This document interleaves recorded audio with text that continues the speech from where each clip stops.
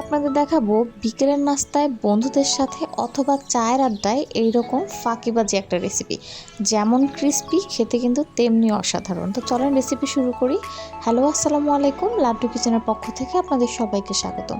তো প্রথমে আমি এখানে নিয়েছি হচ্ছে নুডলস। এটা আমার গতকালকে রান্না করা ছিল, তো ফ্রিজে রাখার পরে একটু নরম নরম হয়ে গিয়েছে, যার জন্য আমি এটা দিয়ে আজকে পাকোড়া তৈরি করে ফেলবো।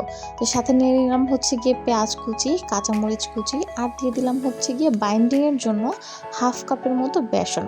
তো আমি আগে পেঁয়াজটাকে হাত দিয়ে মেখে নিচ্ছি। এখানে কিন্তু আমি কোনো একটা লবণ ইউজ করবো না, কারণ নুডলসের মধ্যে কিন্তু লবণটা আছে।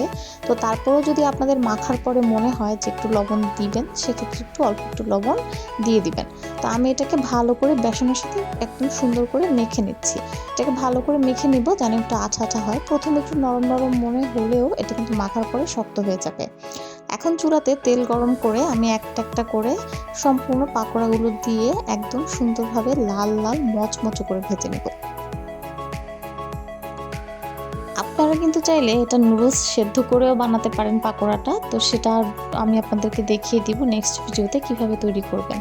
আর এটা কিন্তু খেতেও দারুণ হয়। তো যখন আমার এক পাশ হয়ে যাবে, তখন আমি সবগুলো যে পাকোড়া আছে এই পাকোড়াটাকে আমি উল্টে অপর পাশটাকেও ভালো করে ভেজে নিব। আর এইটা বানানোর পরে এটা কিন্তু কেউ বুঝতেই পারবে না যে আপনি এটা আগের দিনের রান্না করা নুডলস দিয়ে বানিয়েছেন। তো এটা কিন্তু আমি চায়ের আড্ডাতে বেশ জমে যায় এই টাইপের পাকোড়াগুলো। তো এটাকে আমি পূর্ণটা উল্টে দিলাম।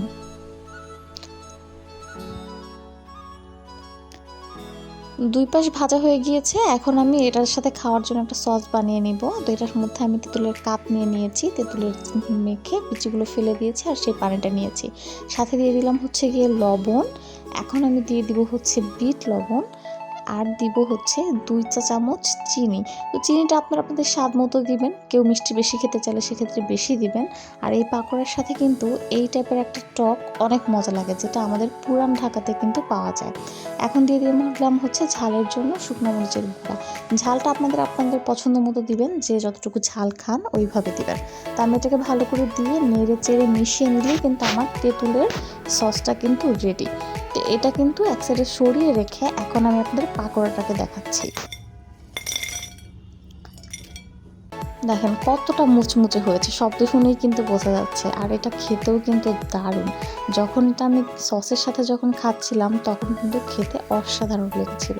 আর আপনাদের কাছে এটা কেমন লেগেছে সেটা কিন্তু অবশ্যই কমেন্টে জানাবেন। আর সব সময় লাড্ডু কিচেনের পাশে থাকবেন।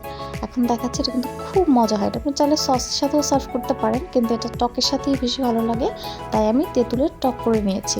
আর আপনাদের সবাইকে এতক্ষণ পাশে থাকার জন্য ধন্যবাদ।